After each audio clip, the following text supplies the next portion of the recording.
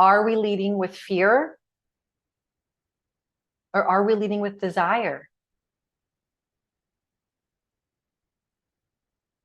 And you know, this feels divinely timely in two different ways. Number one, it's just a good message to hear and to remember, to be reminded of. But number two is we're in this time now that everyone is kind of amped up. We're on hype mode. And everyone's getting hyped up about don't comply, don't do this, and rebel and fight back and all of these things. But here's the thing. The destructive force of the universe right now is the energetic frequency of fear and anger and fighting. And so even when we say things like, don't comply, fight back, and all of these things, we are actually adding to the destructive force of the frequency of fear and anger and fighting. And so in the same way that we can shift this state of operating out of fear of like, what if I do this, then I go here, what, don't do this and go here. And we shift it out of operating from desire. We can take this into this season that we're in as humanity as well. And it is my biggest urging right now. And I really pray that this message be shared. Please share, please share, please share. I just will keep saying that, please share, because it's so important, because the world needs a different MO. It needs a different narrative, a different message. And you know what that is? That instead of fighting against something, we need to be fighting for something. And we need to be fighting for the integrity of humanity, the integrity of freedom, the integrity of love, of compassion, of empathy, of consideration for your brother and sister. And when I say integrity, I do not mean the moral characteristic or virtue that one holds in themselves of doing things in a way of integrity. What I mean is the integrity of a body of humanity, a body of Christ. The integrity meaning the strength of that system. Okay, we need to put down the fighting against something and taking something down. We need to turn our focus towards building into something. We need to build into humanity. We need to build into who we know we are and come together in a physical way. Listen, the movements that are going forward is like a freight train. You do not stop a freight train by standing in front of it. And if enough people stand in front of it, then hopefully we can stop it. You stop it by starving it. You take away the tracks. And how you take away the tracks is you take away the exact operating system in which they are holding you hostage and putting you in chains. And what's that form? Media, social media, attention, your voice. See, even when we share true information, but we're sharing it from a place of, right? Again, this goes back to the heart. When we share it from a place of, look how bad they are, let's fight against it. Why don't we start coming together and fighting for each other?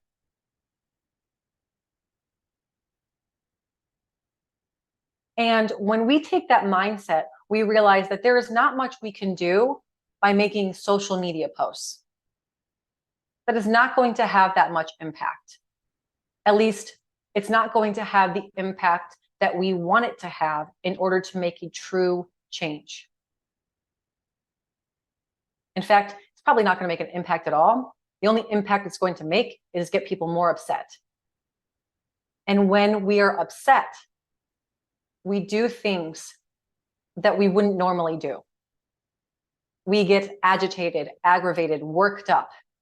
And when we operate from this emotional place, we make big mistakes. Big mistakes like create an absolute rebellion. Because what an absolute rebellion would do is it would give them all the more reason to take steps and actions outside of what they would normally and rightfully be able to do. It allows them to take steps and place scenarios, and it's like they are checkmating us. Get everybody all amped up. They lose trust in the government. Then they do something outrageous like rebel. Now there's a reason to implement 15-minute cities, lockdowns, National Guard on the streets, armed officials on the streets, making sure that you don't leave. Okay? And so this is why it's so important to lead with love, not hate. To lead with integrity, not demolition.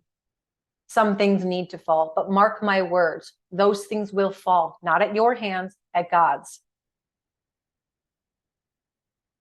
God will cause those things to crumble. That's punishment.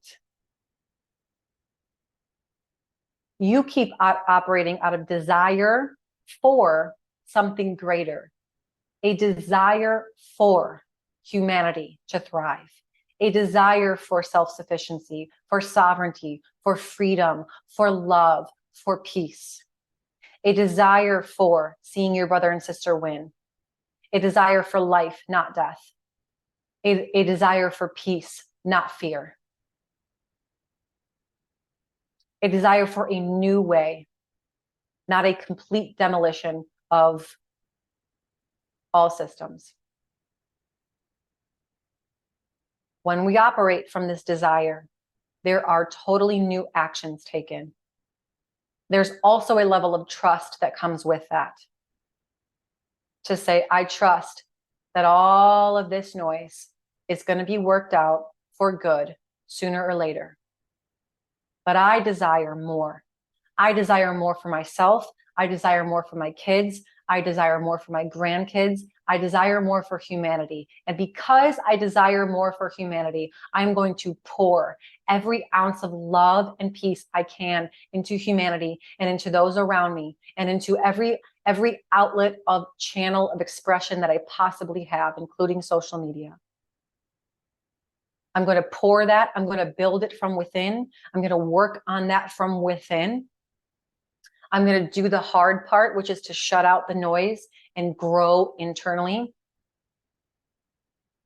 Grow strong, so strong that there is no tactic the enemy can throw at you to knock you off of your still rock of a foundation, centered, focused, and clear.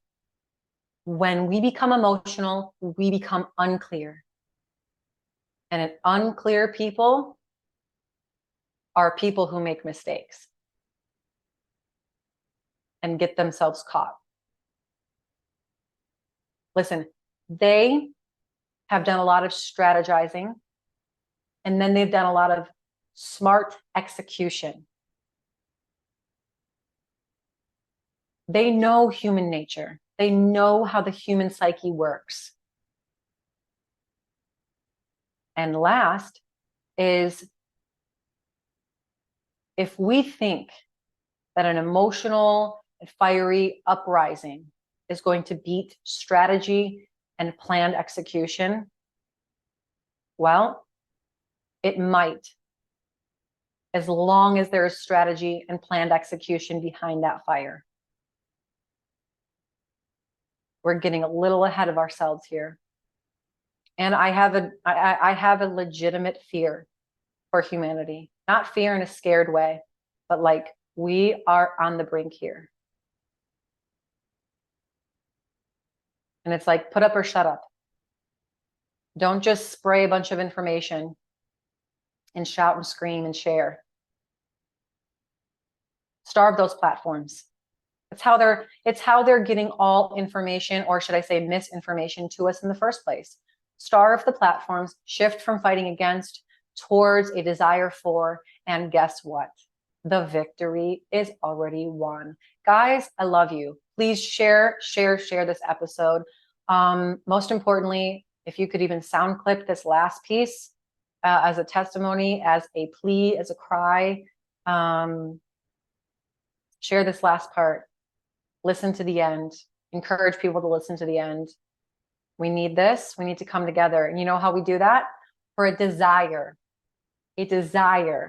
for greater for humanity and coming together. And we do that by joining arms in person with our community and growing in numbers, not in babies, maybe in babies, but in numbers. We grow in numbers. We bring in more like-minded people, and we grow in strength and in numbers. And when we do that, we actually have an impact on the change in humanity, in the future of humanity, and in the next generations to come.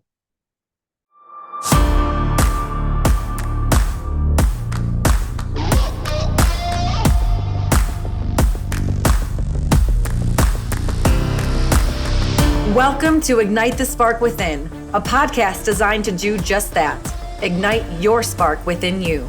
I'm your host, Sarah Malone, owner of Spark Fitness and Lifestyle Coaching and voted Yahoo Finance's top 10 female coaches to follow in 2021. I believe everyone has a fire inside them, a powerful purpose, a story waiting to be told, and everyone can uncover and unleash this power. Every day you have the choice to either let your experiences shape you or take control and use your experiences to shape the world around you. You were made to experience happiness, freedom, joy, purpose, love, passion, and abundance. Disrupt the status quo, think for yourself, and join forces with those around you doing the same. Join me for thought-provoking conversations along with the strategies needed in order to help you ignite your spark within.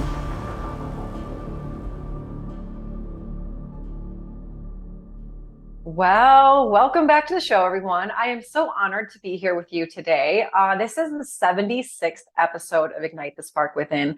And I just want to, I start every show with gratitude and thanking you guys for continuing to support and listen to the show. But I want to do it a little bit extra today. I mean, I have had an outpouring of new listeners, of people sharing the show, sending me messages, quoting information or things that really resonated with you on the show. And I just want to say thank you and to encourage you to keep doing that, because I have to tell you, as a free show, meaning a show that does not have any sponsors or ads to interrupt your listening experience, it's the feedback and acknowledgement of how it's impacting you and bringing value to your life is the payment. It is the fuel.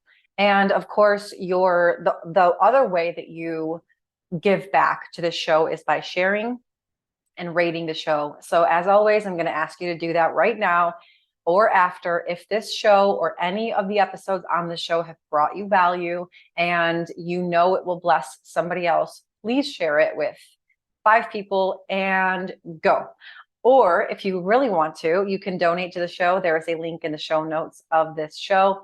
And yes, that would just bless us tremendously. And I say us because I do have a team of people that work as volunteers, mostly behind the scenes, to help keep not only this show, but everything that Spark, the Secret Place, is doing running. And I'm in deep gratitude to those individuals as well.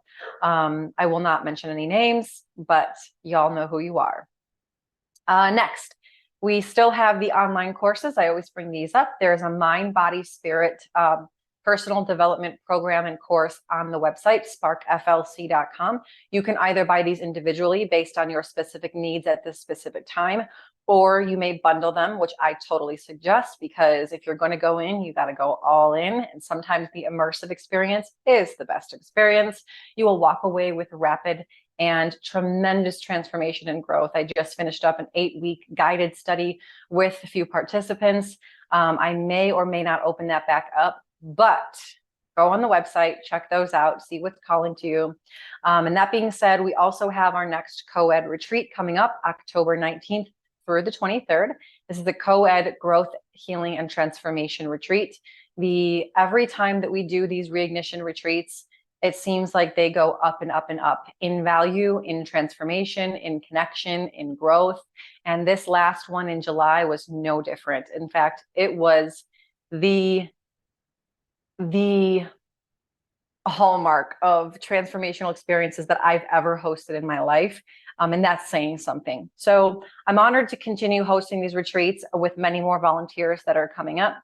If you do have a desire to volunteer with these retreats, it is a requirement to go through the program first. So please consider that before reaching out as a potential volunteer. But we are looking for 8 men and women. We've already got 2 spots filled. So we are now looking for 6 men and women who are interested and serious about their growth and healing, and that they are ready to go deep, go in, and come out the other side more whole than when they went in. It's also for people who desire connection and a like-minded tribe of people. I promise you, you will find that here at Reignition. No matter where we are located, these retreats and the program that I've developed for these retreats has been successful in bringing people together and creating transformation, change, positive direction, and growth. So, that being said, today we are on the topic of, dare I say it, the wrath of God, right? The fear of God. And how I'd like to paint this picture for us as we begin this study, topic, teaching, sermon, session, whatever we would like to frame this as, is first of all, identifying where we've misrepresented this, and then taking it full circle to what is the purpose, right? What is the true, by design purpose of having a term such as the wrath of God? Like, what does that even mean? And first, I'd like to point out how we've been conditioned. So I'd like to take us on a journey today of talking about, number one, how we've been conditioned, how we, for the most part, and of course, this may vary in your personal experience, but we are collective, right? So we're going to take the more general undertone of what society and humanity has been conditioned into. And of course, you may find yourself in or along this spectrum. You may not find yourself personally and literally identifying with exactly how I frame this, but that's okay too. You'll find yourself on the spectrum somewhere, and you can place yourself. That's not up to me to do. Then I would like to shift our frame into what is designed to be the perspective and perception of this God, right, that we fear.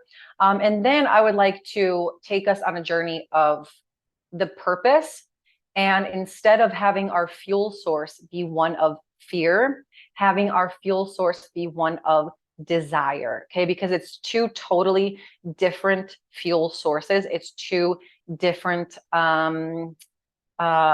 let's see, we're generating from a different place, meaning we are going to generate something different. So let me just start by going into that piece, right? Like, where I would ultimately like to go with this episode, and what I ultimately hope that you take away from it, is if we can shift our motivation, our mode of operating from one of fear, being driven by fear, and instead shifting it to being driven from desire. Because this, I believe, is what God's intent is for us. I recently just hosted a women's gathering on this topic specifically, and it was so gold. It was so, oh gosh, potent and profound that I said, I must do a podcast on this because we must reach the world with this message. And so the intent of God, I believe, is for us to live, dare I say it, a pleasurable life. God desires us to experience pleasure in this life. And it's pleasure has gotten kind of an icky taste. It's been almost deemed as shameful, or like you should have guilt associated with pleasure. And the reason that is because we have mismanaged our desires and pleasures. We have allowed our pleasures and desires to direct us rather than us being directed by our desires and pleasures, but being led by God. Okay, here's the difference. Okay, it's one thing to be pulled by your desires and letting them guide you, but it's another to make sure that you are being led by God first, because ultimately He was the one who placed the desires in your heart. So let's just start by saying what we've been conditioned as. And in the church, in the religious communities, and this is all religions. I'm going to group them all into one, save for a few that really I think have it more right. And I believe that there are other religions that have the at least the idea more right than even Christianity does. The reason I say that is because the context in which we are taught in most churches, again, this is a general identification of what's happening here in the church and religion. And this is the undertone is one of fear and of wrath and God's punishment. And what we've been told is more of this narrative of don't do this or else this. Do this or else this. Do this and win God's favor. Don't do this and go to hell. Do this and go to heaven. Don't do this and perish in the eternal fiery flame of hell. Okay, so and here's the thing. I'm not going to sit here and say if that's true or untrue. I don't know. I don't know exactly what hell looks like. There are certain people who have experienced hell, and I believe we all experience a level of hell in some way, shape, or form while we're here on this earth. Heaven can be many moments that exist in the space of the heart and here on this earth, and so can hell. So I don't know if that's a literal, eternal, fiery flame of hell that you're just going to, burn but never perish. I don't know. I don't know, and neither does anybody else. Okay, that's the truth of it. I know what the Bible says, and I know that I don't want to be in hell because I've experienced levels of and moments of and my own versions and series of hell here on this earth, and I would make a stretch and say that so have you. So the point is that the narrative, the shift, the focus, the focal point, the energy source that's driving us is one of like what if and of fear and of wonder. And what that does is it puts us acting in a state of obligation. My gosh, this is so good. It puts us, all of our actions then are driven from a state of obligation and have to rather than desire to. And here's the thing about love. Okay, here's the thing about love. If God is love and God desires us to love him, then why would he want us to act in a state of obligation and have tos? This is the whole reason he gave us free will, is because he wants us to desire him. He also wants us to act in a way that we are following the call of the desires of our heart, which he's placed in us upon our creation. Okay, so we're going to go on a little journey. So we've been conditioned that to operate in a state of obligation, because if we don't, then, well, bad news. And if we do certain things like follow the commandments, which none of us do, let's be honest, because we're sinful and we are human. Follow the commandments and you'll go to heaven, confess and do these things and say this prayer and make this little thing across your head and heart and crossing yourself and do all of these things and you earn your way to heaven, right? And so instead of operating from a place of true desire and love, we are still operating out of selfishness because all we're thinking about is ourselves. If, and I'm not saying that you are, but what I'm trying to paint the picture of is the general concepts here in which we can use to both, number one, frame our lives, and number two, help others. Okay, so if I am operating in a mode of have tos because I want something, okay, this is selfish. this is selfish. I'm only doing this. I'm only following these commands. I'm only operating in the way that you say, God, because I want this as a reward, rather than, rather than I'm doing these things still, sure, because they're right, and they match the desire. Okay, once again, back to desire. They match the desire of not just my heart, but your heart, God. And when I am connected with God, when I have a relationship with God, then my desires begin to match his. Okay. And so when we lead with have to, ought to, should, do this or else, we are operating out of a selfish nature that goes against the very will that God has for us. Okay. Let me say that again. When we are operating out of have to, shoulds, ought tos, or do this or else, we are operating out of a state of obligation, and this directly opposes the state of love that is God's will and desire for us to live. See, God desires for us to live out of a state of desire. He's put desires into our hearts for what? What do you think that he's put them there for? To just be slaves? He's put desires into our heart so we may experience abundantly more than we could ask or think. He's put them there so that we could experience not just purpose on this life, but pleasure and joy and play and fun and all of these great, amazing things, which are the fruit of the Spirit.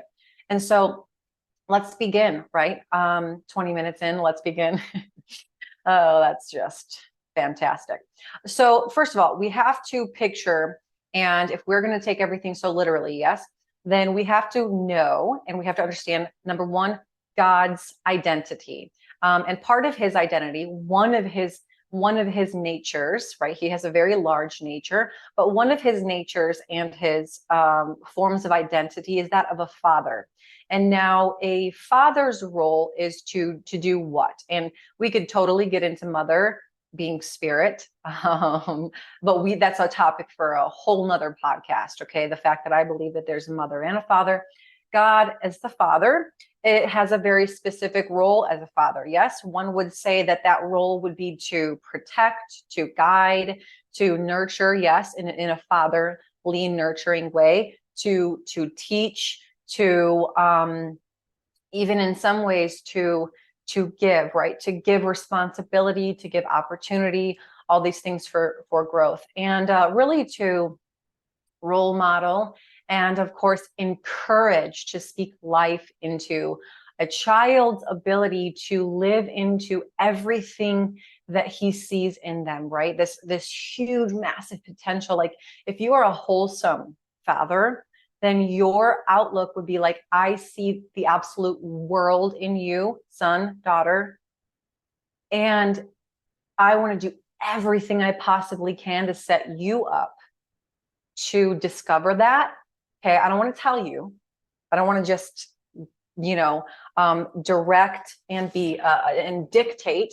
I want to show you how you can find it and be there along for the ride, right? Be there as a guide, almost as a bumpers. Like, okay, I'm going to allow you the freedom to journey out, to explore, to learn, to fail, to get hurt, to grow. But you know what? I'm going to be there every step of the way. When you fall down, I will be there to nurture your wounds with you. I'm not going to save you. I'm not going to intervene. This is what a good father would do anyways. Unless you are going to be severely harmed, okay? Hurt may be essential for the part of your growing process as a father. And I see, oh, this kid is going to fall down and he's going to get hurt. Owie. But I'm going to let him do it. Why? Because it's essential for his growing and learning process. That's not a mean God. That's not a wrathful God, right? That's not what that means. That's not God being mean and bad. And, oh, if, there are a lot of people that I hear say, if if God loved me so much, then why would he let this happen? And it's like, sometimes God doesn't produce bad things, right? Sometimes though, God does allow hard things to happen as a part of, number one, it's just life. It would be silly to think that God's going to rescue us from every heartache, heartbreak, tragedy that comes in our path, because that would oppose what reality is. We would get an inaccurate picture, an inaccurate opinion of what life is truly like, and then we wouldn't develop the skills. Okay, we wouldn't develop the skills needed in order to do a certain work in the world or to fight a certain thing in the world. Maybe, just maybe, he's allowing you to experience a level of pain that directly correlates with your purpose. Okay, maybe he's going to let you go through that horrible relationship so that you learn a new thing, that you become equipped in a new way to do something in the world that is directly related to your calling and your purpose and your gifts. Maybe he's equipping you, okay? Maybe he's allowing you to experience that pain so you can learn and say, well, not going to do that again. Should have listened to you the first time, God, because I heard it. I heard my intuition. That still small voice comes in the form of, your intuition. Sometimes you get that gut feeling. Something just doesn't feel right. And yet we do it anyway. Okay. That first little sign, the intuitive, the little nudge, was your signal from God. Hey, child, if you go down this road, you're going to get hurt. Now, I don't want to see you do that, but just know that at that point, it's been your choice.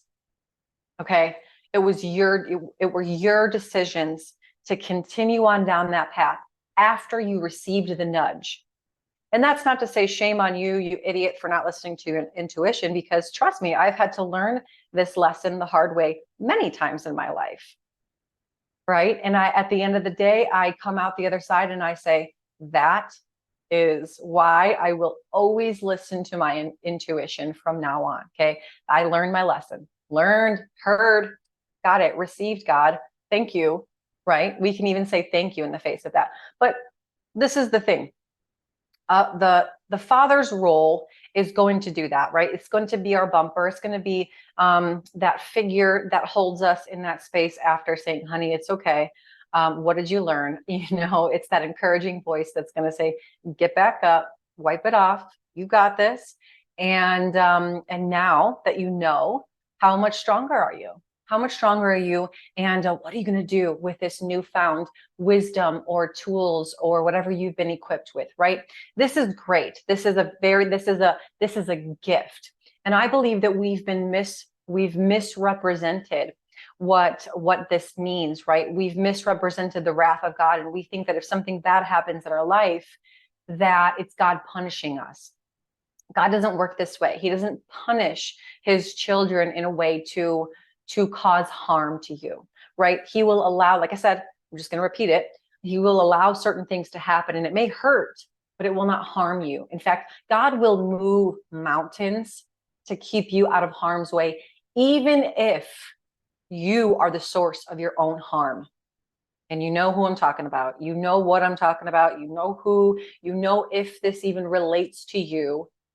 Because trust me, I've been the type of person where I was doing things that were creating my own harm. I was harming myself, whether that was by my actions, by my choices of my emotions, by the way I was treating my body, by the relationships that I would put myself in, knowing that it wasn't right for me. Okay, so I've been just as guilty of these types of things as anybody else.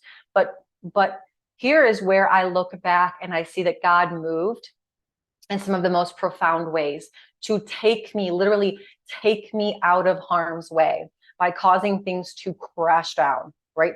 Things they fell apart because they weren't built on the foundation of my desires and God's desires for my heart.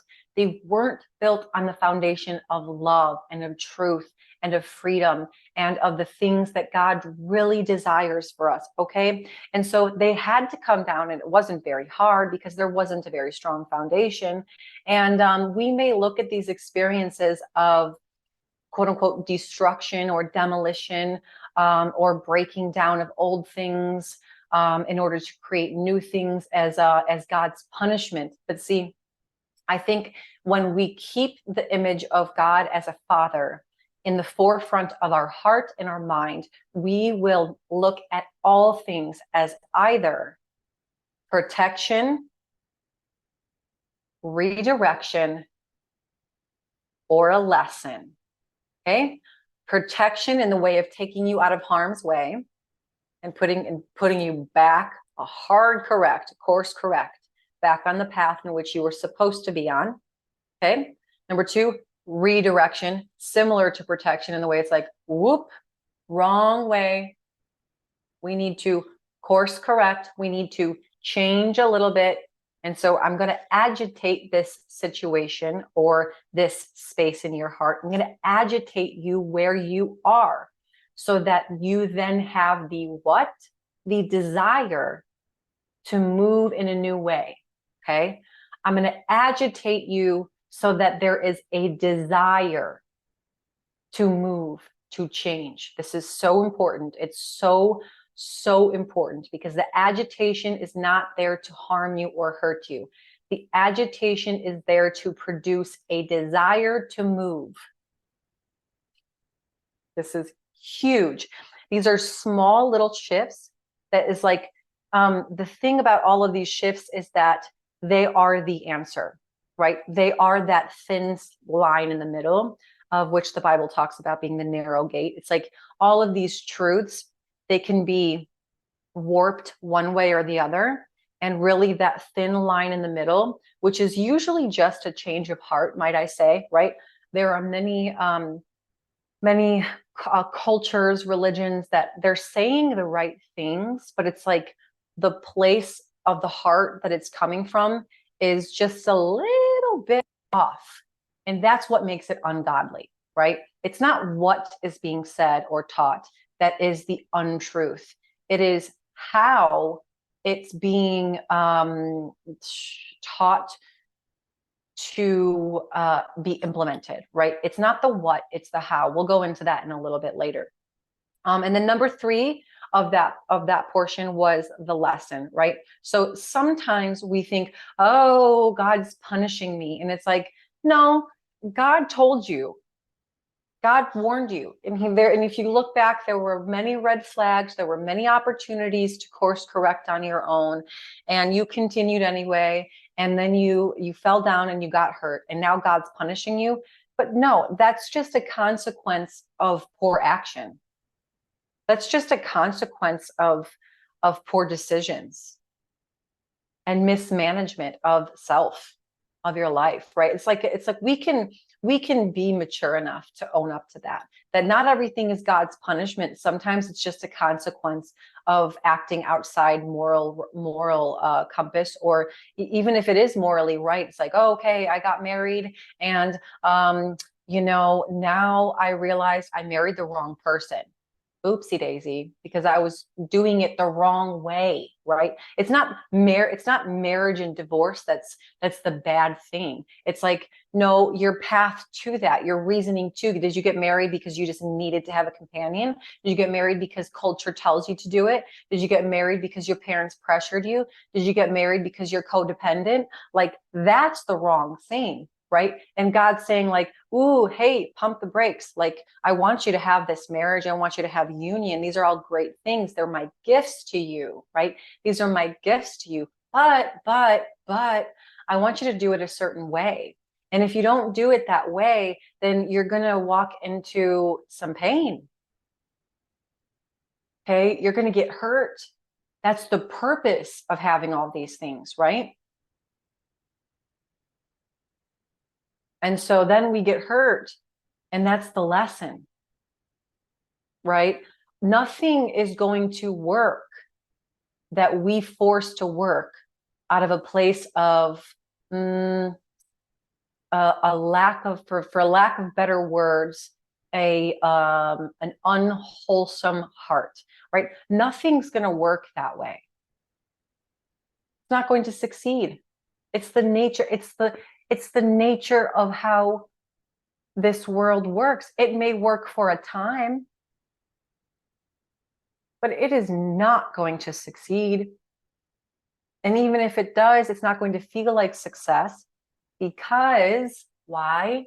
Because this is the part that God wants us to understand, right? That our success comes in the form of feelings. We feel successful when we've done things the right way and when we've fulfilled the desires of our heart that God's placed there, right? We all have these ingredients. So these desires of the heart, they're placed in us kind of like our unique personality. And so we have three aspects to ourselves, right? We have the soul, and this is the eternal part of ourselves. This is the part that never gets damaged. I know there are some people that struggle to believe this truth. I talk about this at my retreats. I talk about this with my clients in therapy. This soul part of you, it's the part of you that goes on and on and on. It's the eternal being part. It's the essence of you. And this is a part of you that can never be injured. It is undamageable. It is pure in essence. Okay. And then we have the spirit. And there are, I'm sure other people would define this a different way, but this is what I'm teaching. The spirit would then, it's like the spirit literally breathes life into you, breathes spirit into you. Inspiration, in spirit, spirit's breath. And this is like your personality. And you're going to have with this spirit, you're going to have certain desires and characteristics and passions and likes and dislikes and things that really discontent you and that you just can't stand. And these are the aspects of your spirit. It's your personality, right? And then number three, then we have the body. And this is just the physical embodiment of your soul and your spirit. It's a way to capture this essence in a 3D form so that it may manifest itself in way of physicality, right? It's a way to manifest physically what has been, number one, you are, right? Your soul identity. And then the breath of life, the spirit, all your characteristics and all of these things, all these flavors, right? So this pure essence of you meets a personality of you, and it gets placed into a body in order to carry forth and be an expression of. It gives this 3D form to what is unseen in the spiritual world, okay? And so the difference between us and everything around us, which is also spiritual, is not only for our physical form, but the DNA in which is formed in us is made in God's image. Okay. And this is what really sets us apart. See, we have the gift of experiencing the expression of God through us. Oh my gosh. We have been given the opportunity to experience the expression of God through us in many different ways and in many different forms. We were placed here literally to be an expression of God himself. And he desires to, okay, this physical embodiment that he has allowed us to manifest is God's opportunity to fulfill his desires through us as we express and live called by our desires. Okay. Let me repeat that because it is so important. So God creates man in his image as an opportunity to fulfill his desires. Okay, this is how beautiful this is. Because it really describes and encapsulates the oneness that we are with God, and the fact that we have got to work on our belief of separateness or separation. God created us in his image so that he could fulfill his desires through us.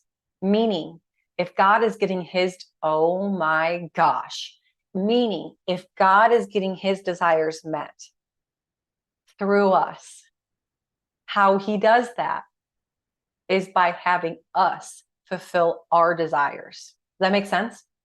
Are you following? Is this too boring for you?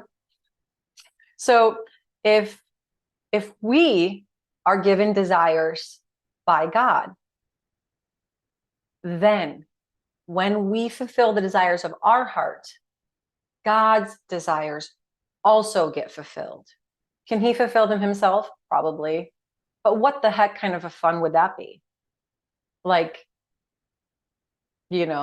I can fulfill my desires, but I can tell you right now, in partnership with James, when he fulfills desires like with me or for me, it's like, whoa, that was a different experience. Can I do it myself? Sure. But it's much better having a partner there too. And God wants partnership. This is the whole purpose. He wants to partner up with us and see us fulfilling our desires, which are his desires, in partnership with him. Now, on the flip side of all of this, right, I can keep going on about desires and why they're purposeful, and I just may in the as we go through this episode. But on the flip side of all of this, I want to talk about rules and disciplines, right? Because as any good father yes, I want you to live, I want you to have fun, I want you to explore, adventure, have a great time. I want you to have pleasure. Yes, pleasure. Enjoyment. Pleasure is different than enjoyment slightly. I want you to be curious, explore, have, like this world is your playground. And everybody now that you see is another expression of me, in which will allow you to experience more of this life and to learn and to continue to grow, right? Everybody is a different,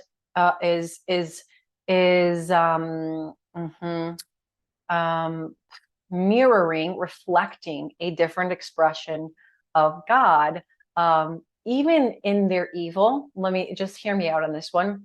Even in people's ill nature or bad nature or quote unquote evil nature, it's an expression of God in the way that you can see them grappling with the illusion. Oh my gosh. You can see them grappling with the illusion of separation by how they fight with their ego. Okay.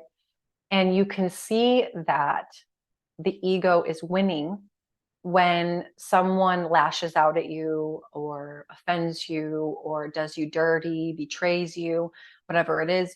You can see how this is the expression of God in the way that they are really fighting with it, right? They're fighting with that experience of humanness and being out of touch with God. And so in all ways, we can see God in everyone because we all have this soul and spirit, right? And then the physical body is the 3D expression of the journey. And it's the opportunity, again, to experience the journey and to partner up or not with God in a way that is fulfilling desire. Now, back to rules. This is where it gets muddy, right? This is where it has gotten muddy, where the church and religion and certain things have focused more on the rules and the disciplines and the structures than the desire part, and we get off course. And so when we are taught that the undertone of God is rules and structures and discipline and a list to check off to make sure that you're saved. We misinterpret and we begin to feel restriction where there was meant to be safety. We begin to feel confinement where, oh my gosh, where there was meant to be freedom. Okay. We begin to feel held back when we were really meant to have safety to move forward. Okay. So the purpose of God's rules and structures and disciplines are for the former part of what I just said: freedom, safety, and fuel to continue going forward, right? This is the purpose. Like when I say terms like discipline equals freedom, this is true, because here's what happens in discipline. Okay. When you have the safety of discipline, of boundary lines, of limits, of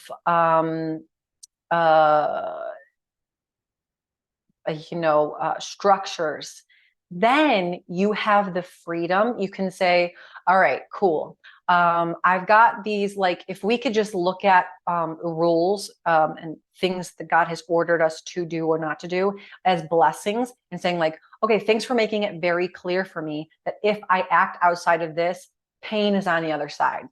Okay. Both physical and emotional. Okay. It's like God is creating, let's just take it down and say, a human father, let's say a human father builds his children a tree house or like a playground in the backyard, right? He's going to build this playground, and he's not just going to say, okay, guys, go have fun. See ya. He's going to say, hey, kids, this is what I built you. Look at it. Isn't it beautiful? Isn't it magnificent? Okay, here's the deal. I want you to have so much fun on this, but here are a couple of rules. Okay. No running, don't jump from up there. Make sure that you have gym shoes on, make sure someone is always here when you're out here. Okay. Because if you don't, you could get really hurt. Okay. Okay. If you don't, you could experience some pain, physical or emotional, probably both. Because here's what happens, right? If I'm a kid and I say, okay, dad, thanks, bye, I'm not going to do anything you just said. I'm going to run on the playground. I'm going to jump off the treehouse when no one's here. Okay. Now I jump off and I break my leg. Okay. Number one, ow, that's physical pain. But number two, that creates an emotional trauma in a moment. Whereas now I see this playground and I feel fear. Okay. Now, instead of being excited to play, I feel fear to play. Okay. Now, when I see the playground, instead of associating fun, pleasure, learning, strength building, activity, moving my body, which are all probably things that we would want to associate with the playground. That was at least the purpose that the Father built it in. Let's get my kids some exercise. I want them to have fun. I really want them to, and this is the purpose, right? This is the purpose of God putting desires. And he's like, I want you to fully enjoy this thing, whatever the thing is. God's putting a desire in your heart for partnership, for companionship, for love. And he wants you to experience like the full purpose, the full encompassing, all the gifts that love and companionship could possibly give you. He wants you to enjoy that to the fullest extent. Same with the playground. I want you guys to enjoy this playground to the fullest extent. And I know that if you follow these few rules, there's not a lot, there's just a few.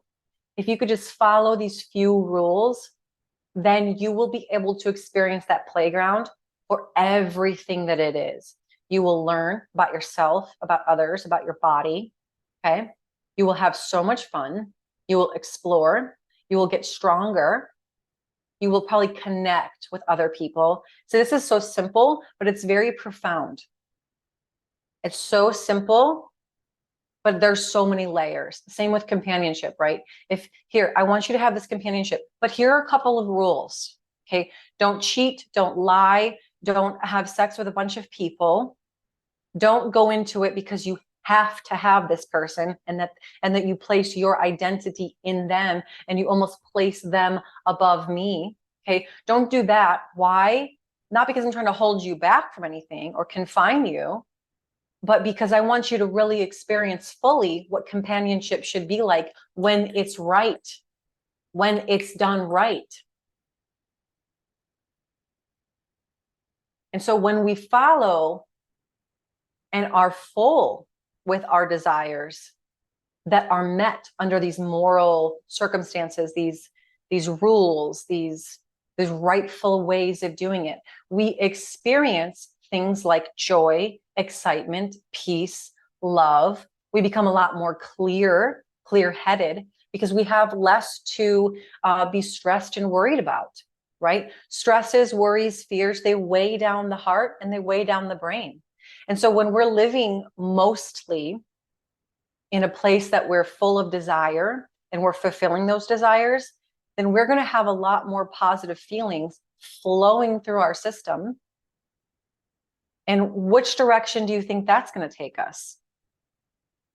Positively. That's at least one thing I know for sure. Positive direction. Okay. So this is the purpose of it, right? This is the importance of it. It's not because I'm like, hey, go seek pleasure, because that can trip us up too.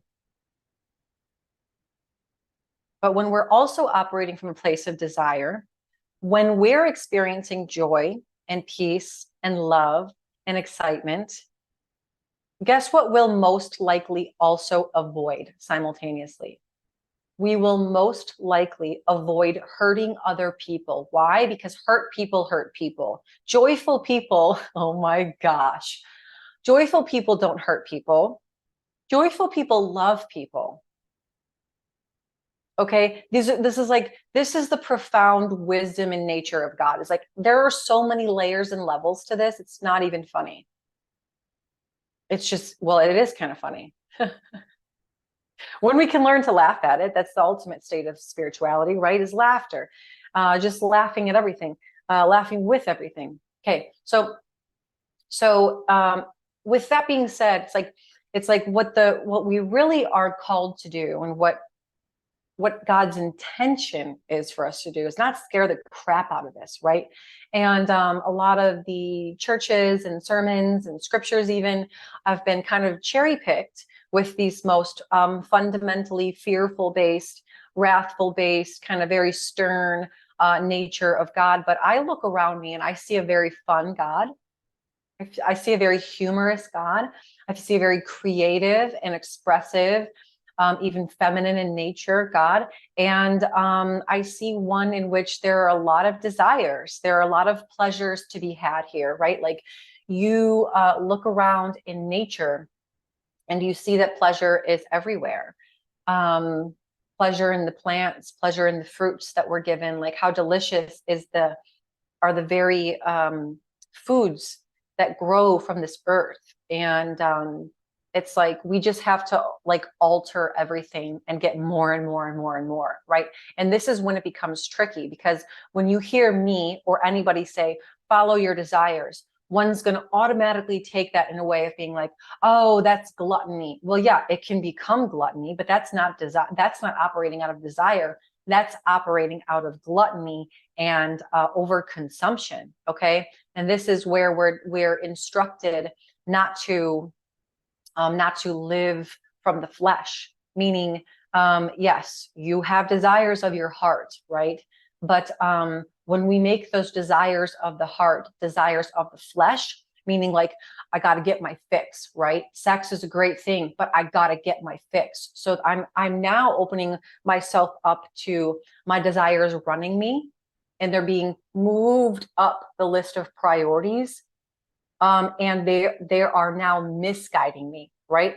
Now I'm being sucked into addictive tendencies, sexual addictions, drug addictions, money addictions, work addictions, alcohol. I said alcohol and drugs, food addictions, right? You name it. This is not what I mean. Because if we lived that way, that's not the desire of God. Okay, God doesn't put a desire to just keep shoveling food down your throat. God doesn't give you a desire to just go have sex with people all the time.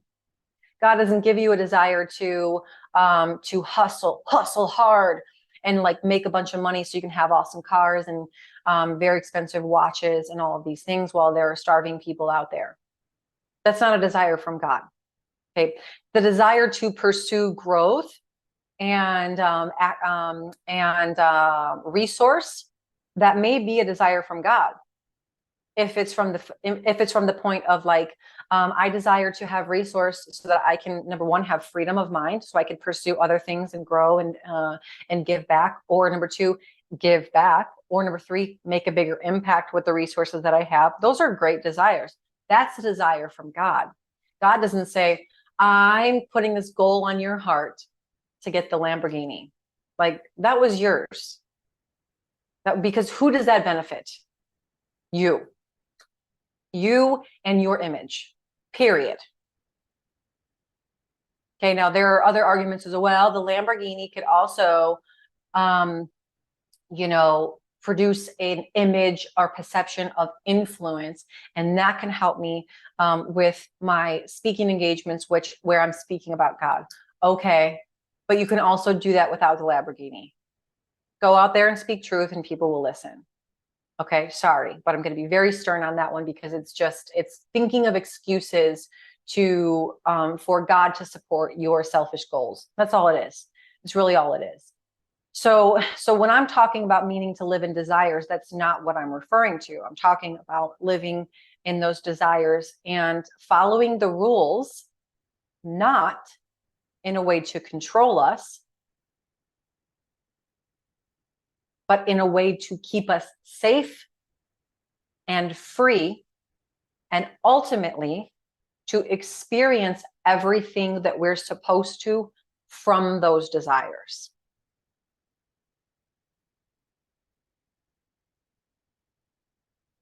Now, I talked earlier about the difference between punishment and consequence. See, the thing is that we so often say, we start to get angry at God almost. And here's the thing, God can handle our anger. There's nothing wrong with that. It's just that when we stay there thinking that God is punishing us, or he's refusing to take us out of the situation where we're hurting, and shame on God. There's a difference between punishment and consequence. There are times in which God does punish, but here's the difference. The difference is the intention of the heart. So there are examples in the Bible in which talk about certain people being struck with lightning, or don't look back, or you'll be turned into a pillar of salt. And they did. And there are certain times when it's like, oh my, holy crap, God's scary, right? He's mean. He just like literally killed this person. Here's the thing. Number one, let's just take it for what it is. Okay. Let's just say that it is true. Why do we think that happened? Number one, it's the intent. If you read all of those stories in the Bible, we can pick them out. All of them have to do with, and there's an underlying and core fundamental part of the story in which the person who was quote unquote punished had a bad intent. It's their hearts were impure. Okay, this is very important to distinguish, because if you just do something, if you do something from a state of like, I know this is bad, and I'm actually seeking to be sneaky and to lie and to cheat and to be out of alignment with love. Okay. If I knowingly do that, if that's my intention, then this is a totally different topic. Because this is now on a level of, this is on a different topic, aside from just following or not following the desires of your heart. This is actually desiring bad. This is desiring the opposite. This is literally the desire to chip away, take away, harm, hurt God's divine design, however that happens to be, whether through hurting people, hurting yourself, stealing, lying, cheating. Okay, so if it's like, if your intent is that, this is a place where you may receive punishment. And that's not up to any of us to say what that punishment should look like, because we don't know what justice means. Okay. But if I maliciously hurt someone, number one, nobody gets away with anything. Okay. A lot of God's lessons and punishments come in the form of emotions. Meaning, if somebody is acting out of alignment with true love, then I assure you they will be punished accordingly. But that's not up to you to see, because sometimes that punishment, it manifests itself through the state of their internal well-being and emotional state. Does that make sense? So sometimes God uses, and actually oftentimes God uses both gifts and like reiterating, if we're doing something right, like I'm honoring you for this, right? This is God smiling upon you. Or punishment. A lot of the times he operates in the way of those things in the form of emotions. This is why it's so cool that we get this human experience, because we get to see directly, like how aligned am I? What's the state of my feelings right now, right? If I'm emotionally depressed, angry, scared, like all of these things, these are signs that you may be operating out of alignment with God's will. And it's not that he's trying to he's just like being mean to say, haha, like enjoy your suffering. It's not that. It's saying like, hey, you're off course. And so anybody who operates outside of that maliciously and by intention, so impure intentions, their intentions are bad, impure, filthy, awful, not good, then punishment comes into play. Okay, but the other side of that is like, maybe you're just being a silly child. Maybe you're being a child and doing what children do, pushing their limits and, breaking rules and testing God in a way, but not like maliciously testing God. In which case, the pain that you experience is just a consequence of that. That's yours to own. Don't be mad at God. And in fact, even when he's punishing you, don't be mad at God. It's like, check your heart, check yourself. This is how you can bring it back, right? Bring it back. What are the intentions of my heart? What's the state of my heart? Am I operating out of desires? See, desire and lust, oh my gosh, are different. If I'm operating out of desire, I'm being pulled by something godly.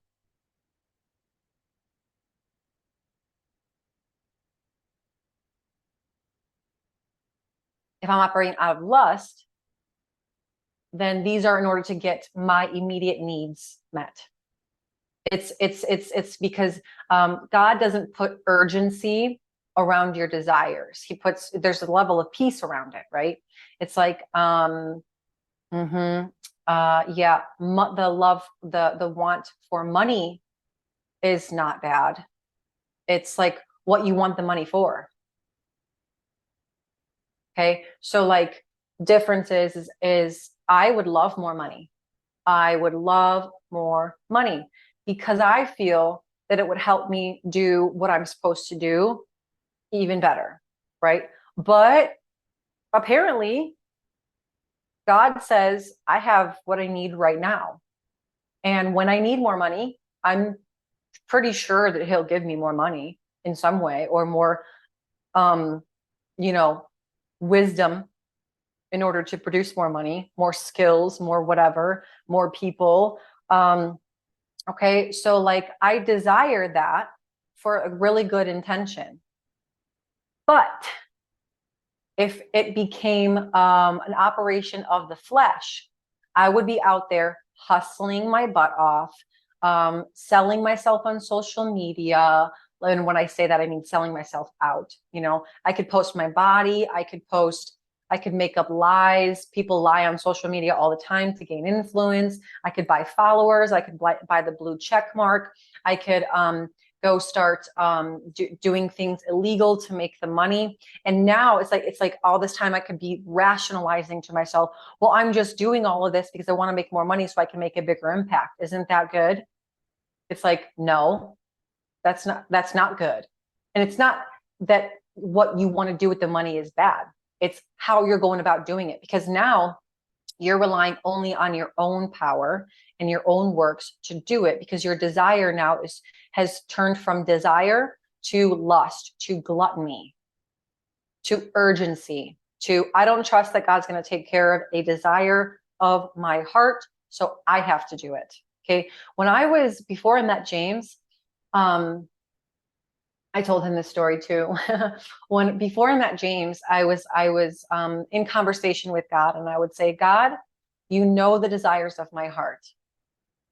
You put them there. You put a deep desire and a deep ability to love inside of me. You put a deep, deep desire to have a companion on this earth. And I know, I'm just saying, I am asking you to take control of this situation. I'm giving it all up to, I'm surrendering this all up to you, because you know the desires of my heart. And so I don't know what that good man is for me. Like, I don't know how to find him. So I know that you do. So you do what you do.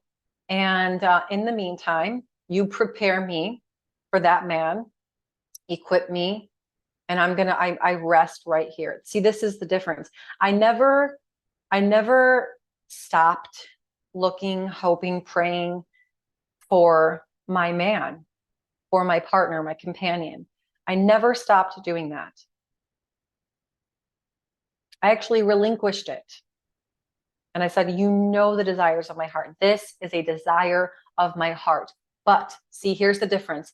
If I took that desire and I put the flesh above God, then I would have gone on dating apps, gone and done all of these crazy things in order to find me a partner. Because this desire for companionship is so strong in me, right? So it must be, well, I've got to go do it. I've got to follow it. I've got to fulfill it. But God says, okay, Sarah, I gave you this deep desire for a companion, but I want you, like, I have somebody very special for you. Very, very special for you. James, I know you're listening to this, so I love you. But I have somebody very, very special for you.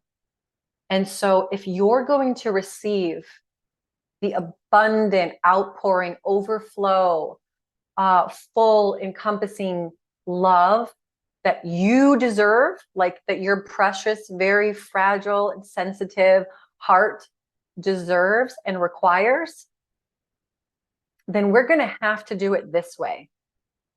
So like all of these things was just such protection over me, right? It's like, if you really want this, I've put this desire in you. I've placed it there. So of course I know that it's there. And of course I know how deep it is and how big and expansive and colorful and healing that it is. I know all of these things. And therefore, because of that, because of how big it is, we've got to be so careful and do it this way. It's got to be done this way, because if it's not done this way, my way, if we make one wrong move, of course I can redeem a couple wrong moves, right? And he's done that time and time again. But we've got to do it this way, because if we don't, then when that love does come to you, it's not going to succeed, or you won't even recognize it, or you won't be ready for it.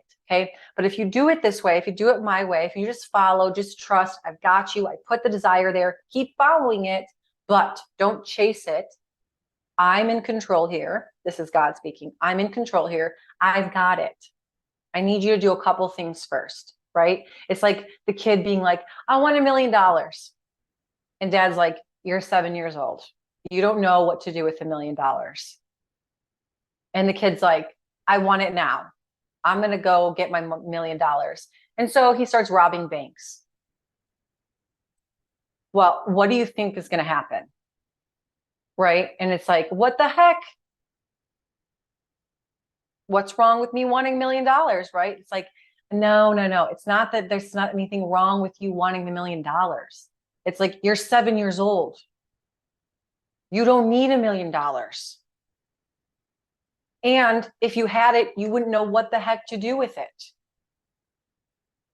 So trust my timing. Let me cultivate you a little bit. This is like dad speaking to 7-year-old. Hey, 7-year-old. Hey, son, daughter. You ain't ready.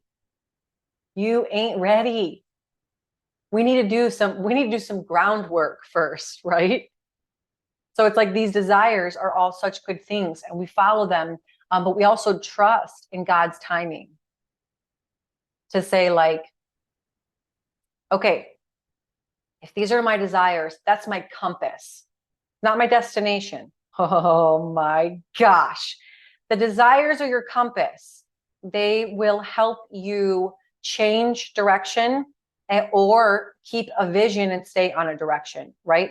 But they're not the destination and they don't need to be met right now. That's the difference. We can have desires, but we don't need to get them met right away. This is called discipline. This is called discipline. And it's called foregoing instant gratification for the long-term integrity of my soul. Oh my gosh. It's called foregoing instant gratification in order to maintain the integrity of my soul. Desires are there so that we may experience more of life, not be controlled by them, because that just takes more of life away from us. Okay? So the thing I'm trying to explain here is that, number one, that we cannot be leading from a when I do this, I'm going to go to hell. And if I don't do this, I'm going to, be abandoned by God, or he's going to punish me or hurt me, blah, blah, blah, which is maybe true. Okay. That's okay. We don't have to lead with that truth, because God's will for us, his desire for us is to fulfill the desires of our heart. Because when we do that, we directly fulfill his. And let me tell you something, there are certain desires in you that the world needs expressed. It needs you to pursue them. Okay. There's a deep desire in me to free people from their chains, to relieve struggling and suffering, to show people hope and light. That is a deep desire of mine. God put that there. And there's a deep desire in you that the world needs you to pursue. And in that desire, you experience pleasure and bliss. You should not feel stress and fear and worry. So if you're living into your calling or your desire and you feel those things, check your heart. Are you doing it from a place of have to, or are you doing it from a place of desire to? Because our calling should bring us great joy and satisfaction and fulfillment.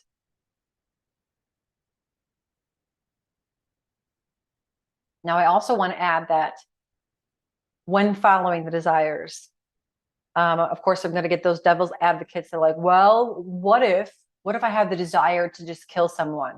It's like, well, God doesn't put that desire into your heart. That desire came from somewhere else, and it's not a true desire. It's a thought. And I don't think anyone can say that they had like a true, even people who've killed people, that's not a desire. It's a reaction, it's a response, it's like a running from something, right?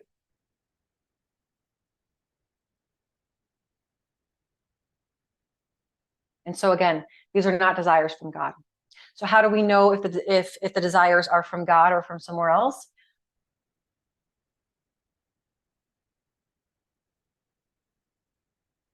Number two, if it brings you joy. Something brings you joy, it is a desire from God. Number three, it fulfills a need either in you or in someone else. Okay. So an example of this would be actually sex. Sex is a need for men and women. It's not like if I don't have that, I'll die, but it's a desire and a need that's been placed there for a very beautiful purpose. Of course, when we follow this in the context of what God means for sex and union and love and sexuality, right? And this actually fulfills a need both in you. It allows you to feel love, intimacy, spirituality on a whole new level with another person, your person, your companion, your partner, your husband, wife, whatever. Okay. Let's be clear about that. Man, wife, wife, husband. Okay. Being very clear on this one. It also fulfills a need for humanity because when there's a desire to have sex, then the byproduct of that is number one, a lot of love in that moment and bliss and pleasure and joy. But number two, procreation. Okay. Think about how beautiful it is that a spark would happen from two people who are feeling immense feelings of love. They're literally entering into a state of love in order to come together sexually. Well, hopefully, right? This is the design. Not everybody makes love this way or has sex this way. And this is the whole purpose of this show. Because this is what we're warned against, right? So, but here's the divine intent, right?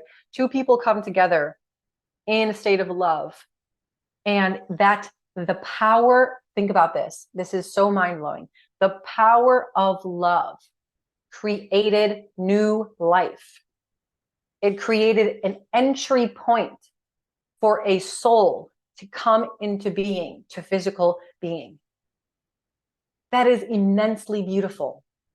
That is a gift from God. It's us who have perverted it. Okay, let's be very clear on that. Very, very clear on that.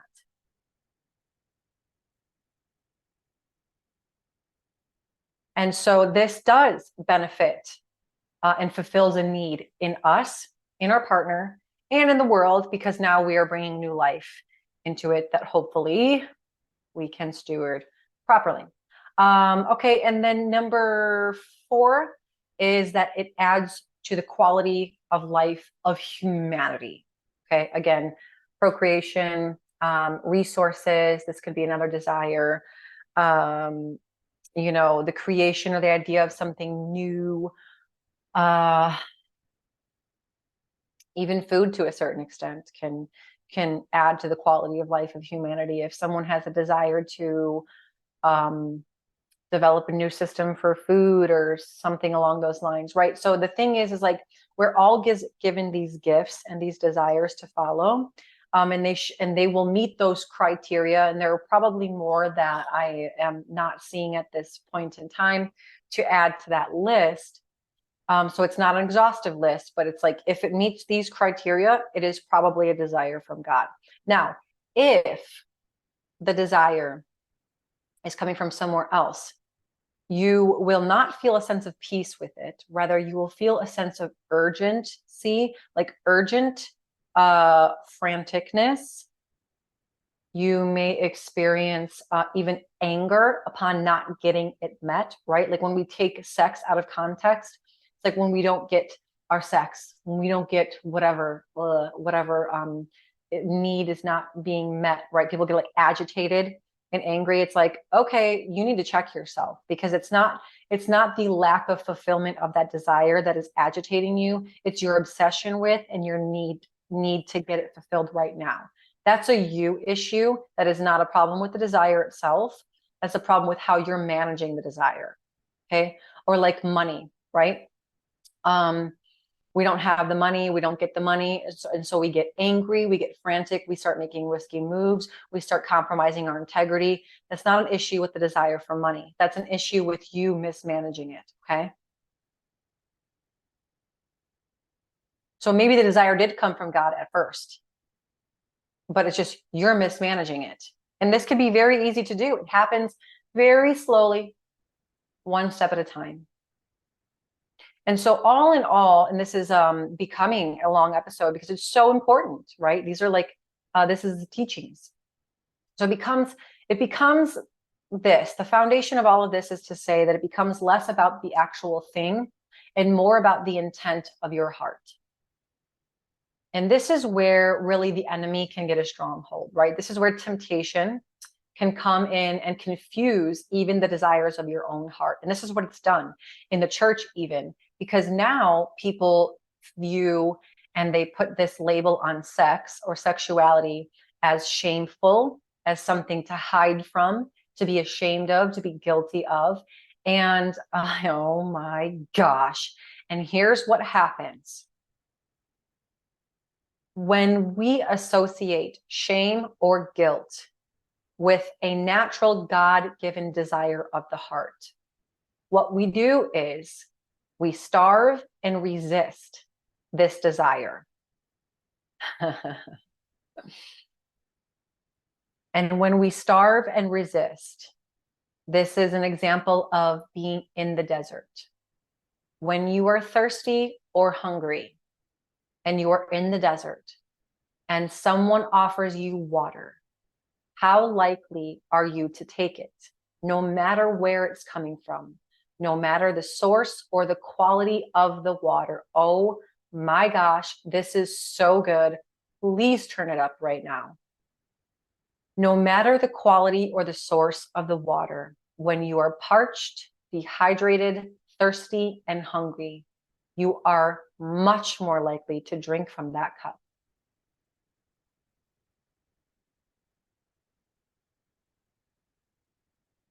It is a stronghold. It becomes a stronghold.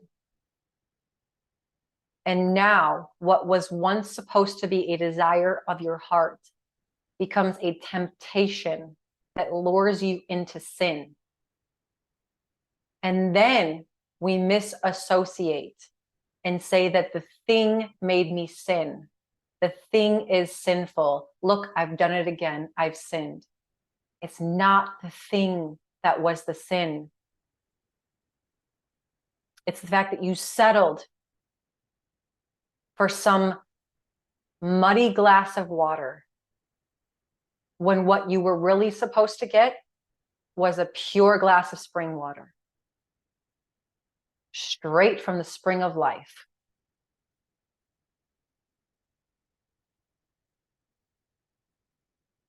Because you misunderstood the nature of desire and you tried to resist it and you starved yourself of the very thing in which God has meant to gift to you and to live through you.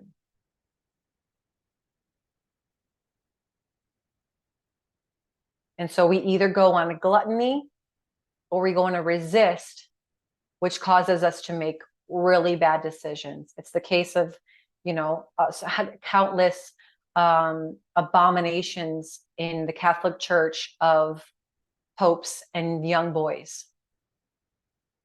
because they resist and they shut down their sexuality when it's really there as a gift from God. But now they've really sinned. Okay, and then there's gluttony, and that's just living in pursuit of fulfilling your fleshly desires all the time. And there's where we bring it to the center. We bring it to the center. We do not live in gluttony, constantly seeking to get our our pleasures met at any point, right? I can't, if you're a husband, you can't say, well, God put the desire for sex there. So wife, even though you're mad at me, have sex with me. It's like, no, that's not how it works.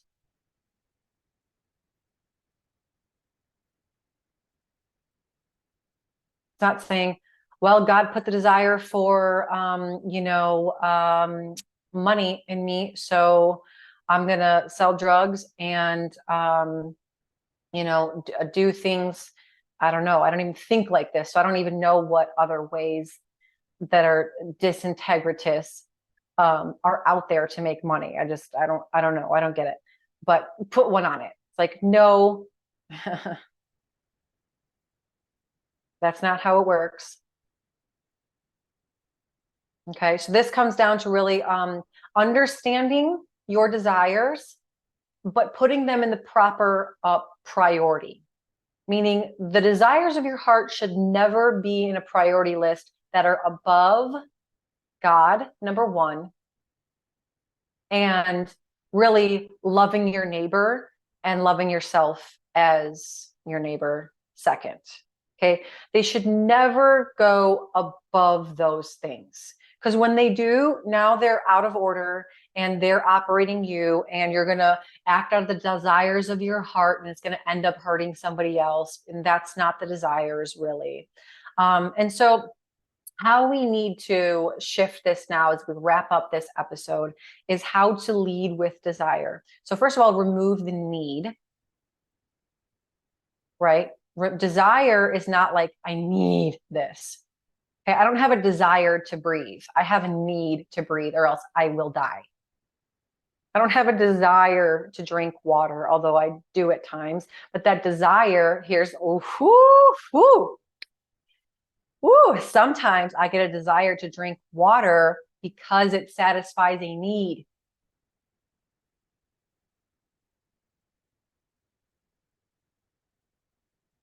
Sometimes I get a desire to eat certain foods because my body needs it. So God will use desire to get you to fulfill a need, right? But I don't need money to survive. I desire it so I could do more with what I'm given. I don't need to make an impact in the world, like in order to survive, but I mean, I do to be fulfilled. So we need to remove the need to get this thing fulfilled. And also we need to remove the fact that it's like, it's up to me to fulfill this desire, almost in a state of lack of trust. And we need to insert trust that by following your desires, but by doing them God's way, that you will have all of your needs met. Okay, let me repeat that one more time. So remove the need to get to the, oh my gosh, it's a shift of order, right? If we're operating because we need to get our desires met, our needs will, oh my gosh, our needs will not be met. If we are operating out of a place of needing our desires to be met, our needs are lacked. We're lacking a fulfillment of our needs. But when we shift from trusting that by following our desires and doing them God's way, that we will have our needs met and our desires are also met. So follow your desire and your needs will get met. Don't need your desires to get met. Follow your desires and your needs will be met. Okay. Also, in leading with desire is living from a place of abundance rather than lack. See, if I'm in a state of lack, then my desires rule me. If oh my gosh, if I feel like I'm lacking love, that I'm in a state of lack of love, then I'm going to settle for any old partner. And that is not going to be aligned with God's will for me. So fill yourself first with those things from God.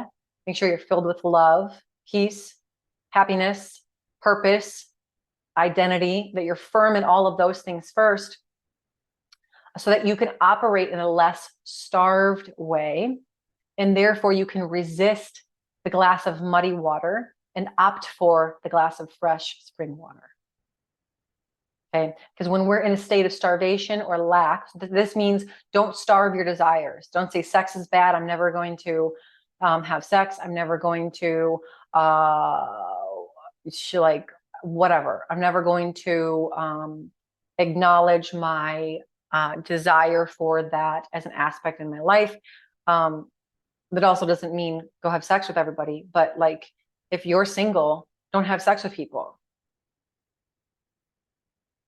It's not that hard. I mean, it is because we're human, but I mean, it's not that hard to comprehend. It's a very simple concept. If you're single, don't have sex with people. Explore your sexuality in a different way by yourself. Use that time to explore yourself and to learn about yourself. And I use sex because it's the easiest one when we associate like pleasure. And it's also the easiest one for everybody to identify themselves in, right? Because not everybody has a love for money. Not everybody has a love for, I don't know, substance or something along those lines, or business or anything. But it's like everybody can relate to sex, right? That's why I use it so much. And it's very easy to paint the picture of where the thin line is. Okay. So yes, that is going to trickle into not resisting or shaming yourself for your desires. Because like I said, this creates starvation and a hunger that eventually becomes temptation. And so pay attention to the place of your heart in which you're operating from. Like, is this desire out of selfish gain? Meaning, do I want money just so I can have influence and look a certain way and people look at me and they envy me and they see me a certain way? Okay, or is it for connection and purpose and passion and love and joy and peace and impact and all of those things? Do you want to grow your resources so you can provide and give back and also have internal freedom so you can focus on other growth areas, right? Like that's a real thing. I want to be free so I don't have to be thinking about money so that I can grow spiritually. That is a very righteous pursuit. Or, like I said, is it to have influence and fame and acquisition of things? And so we finish this with the question, are we leading with fear or are we leading with desire? I love you all. Please share, be well. Until next time, I'll talk to you very soon with love.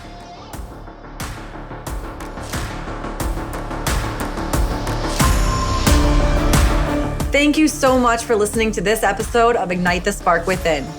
If this podcast brought you value or you think it would bring someone else value, please hit that share button. My mission is to reach and help as many people as I possibly can. And you just never know who could use that one good piece of information.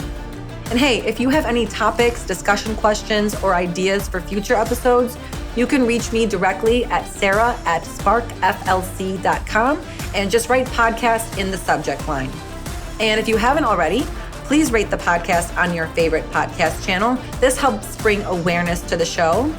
And don't forget to subscribe and turn on notifications so you're alerted for all future episodes. Please go ahead and follow me on Facebook and Instagram. And if you're interested in pursuing coaching for yourself, you can visit sparkflc.com for more information.